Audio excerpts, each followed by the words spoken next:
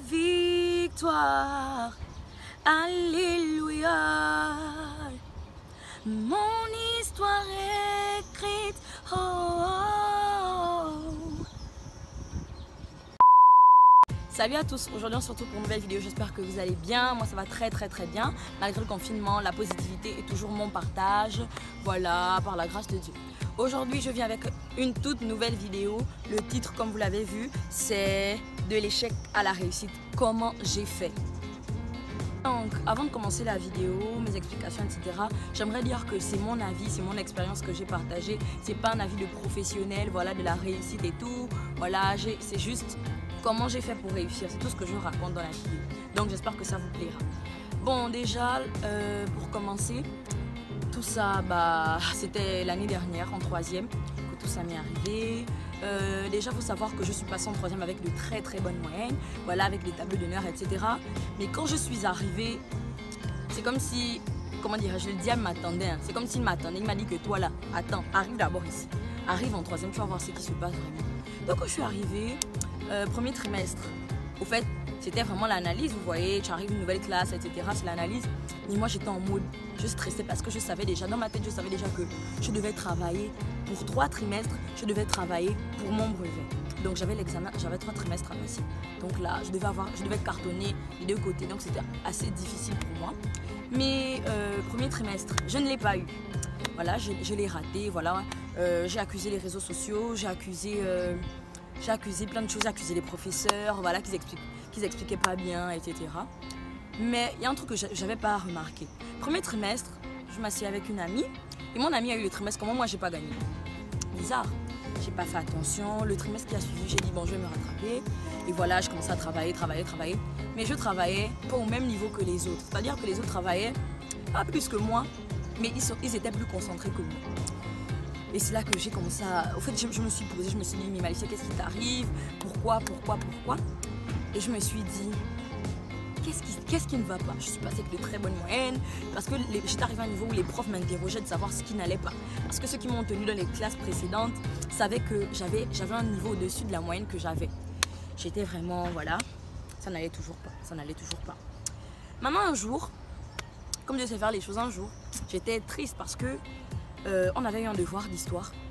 J'avais aidé celle qui s'assied avec moi. J'avais aidé mes amis qui étaient derrière moi. Au fait, j'avais aidé pratiquement tout le monde. Tout le monde avait eu la moyenne, sauf moi. Je m'étais retrouvée avec 10. Les autres avaient les 16, les 15, les 17. Et c'est là que j'ai dit que non, mais attends. Le diable est en train de jouer avec moi, en fait.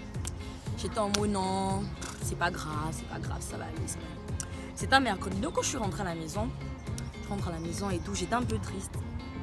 Et donc je suis allée dans ma chambre. Je me suis mise à prier. J'ai rappelé à Dieu mon alliance avec lui.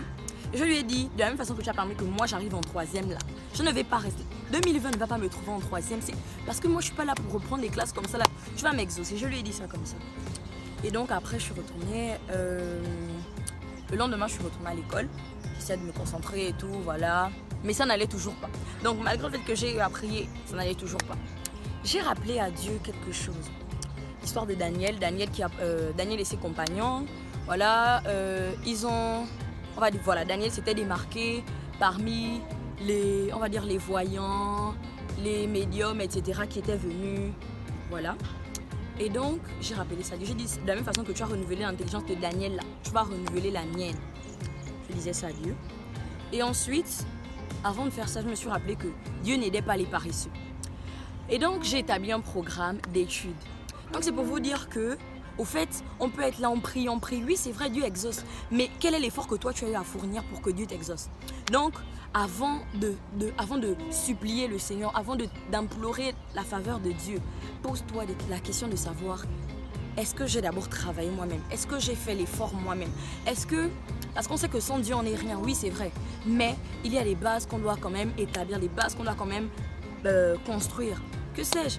Au fait, il y a tellement de choses qu'on a déjà mis, on sait que c'est Dieu qui va faire, c'est Dieu qui va faire, c'est Dieu qui va faire. Au fait, j'avais tellement confiance en Dieu que j'ai négligé le travail. J'ai dit en tout cas, moi, la réussite c'est mon partage. Je parlais comme ça, moi je vais gagner, etc.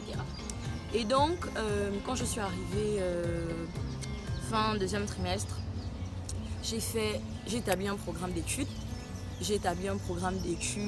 Je travaillais, de telle heure à telle heure. Au fait, il faut établir un programme d'études. Il faut se concentrer, c'est-à-dire que moi, mon truc c'était les réseaux sociaux, etc. J'ai limité tout ça parce que j'ai fait de l'école ma priorité. J'avais aussi, j'étais distraite aussi, la télévision, etc. J'ai aussi arrêté la télé. J'avais plein de choses qui, en fait, c'est la distraction. En fait. J'étais vraiment distraite. Je travaillais de telle heure à telle heure, je m'étais fixé des heures. J'avais limité, comme je disais, les réseaux sociaux, je me connectais plus vraiment. Je me connectais que pendant le week-end ou pendant les congés de fête, enfin pendant les vacances en tout cas. Et donc après cela, ça commençait à aller, mes moyennes augmentaient, etc. Mais c'était pas toujours ce que je voulais. Donc j'ai commencé, vraiment là j'avais changé, ma façon de prier avait changé. Je priais plus vraiment, j'étais plus dans une atmosphère de lamentation. Seigneur aide-moi, tu m'as oublié, etc. J'étais vraiment dans Seigneur, renouvelle mon intelligence, Seigneur renouvelle mon intelligence, etc. J'étais vraiment dans ça. Et un jour j'avais fait un rêve, je m'étais vue avec ma chemise d'école. Et genre je criais victoire. Et ce rêve que j'avais eu à faire, c'était de la part du Seigneur. Peut-être c'est parce que c'est ce que je veux. C'est ce que je veux, donc c'est normal que je rêve de ça. Et donc j'ai négligé. J'ai négligé alors que c'était vraiment un rêve de la part du Seigneur. J'ai dit, ah c'est parce que je suis envie de les voir gagner. J'ai encore négligé. Et là aussi c'était de la part du Seigneur. Et donc après, on avait eu l'examen, troisième trimestre, j'avais pas gagné le BPC blanc, je me disais c'est fini. Là, je vais pas gagner, je pleurais, je disais que je vais pas gagner le rouge. Si j'ai raté le blanc, comment je vais faire pour gagner le rouge, etc. Voilà, parce que si déjà ce qui est, parce qu'on nous dit que voilà, machin, mais j'écoutais un peu ce que les autres disaient que non, le blanc est plus difficile que le rouge, etc.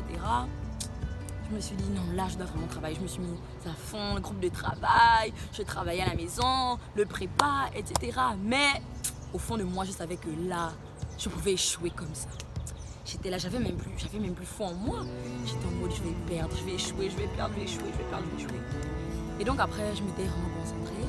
À la veille de l'examen, je relisais mes résumés, je relisais mes formules, je révisais, etc. Quand l'examen arrive, premier jour, le président du centre a terminé son discours. Mon cœur battait, j'étais là, Seigneur, là c'est fini, là c'est fini, là c'est fini. Il faut que je m'évanouisse et puis on m'offre le brevet. Carrément m'offrir le brevet. Il a terminé, je suis allée dans ma salle. Je vais dans ma salle, je m'assois sur mon tableau, etc. Je me mets à l'aise. Les épreuves arrivent. L'épreuve qui arrive, au fait, je l'avais déjà travaillé au prépa. Je me suis mise à pleurer. C'est... Maintenant, la femme qui nous surveille est venue vers moi et me dit, la copine, c'est comment? Je dis, non mais madame, tout ce qui est là, je connais. Elle me dit, mais travaille, tu es en train de pleurer, tu perds du temps, etc. J'étais vraiment contente. Donc, après j'ai bien travaillé, toutes les épreuves j'ai bien travaillé. Le rattrapage aussi je l'ai quand même fait parce qu'on nous disait que le rattrapage c'est important. Si tu manques les points, au moins le rattrapage te sauve. Et donc en somme, c'est pour dire qu'il faut travailler, c'est ça, l'école c'est important. J'ai négligé, je me disais non je suis trop machine, reviens de la 4e avec les méchantes moyennes, moi je vais cartonner.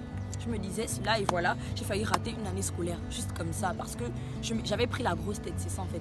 J'avais trop confiance en moi, la confiance était là. Maintenant quand j'avais vraiment besoin d'une confiance, là quand je devais étudier et tout, j'étais vraiment distraite parce que je me disais, bof, moi je vais gagner. Et puis j'ai Dieu. Et c'est en mode Dieu m'a même dit que toi là, ok, attends. Donc en somme, il faut qu'on travaille, il faut qu'on ait foi en Dieu, mais il ne faut pas oublier le travail parce que Dieu n'aide pas les paresseux.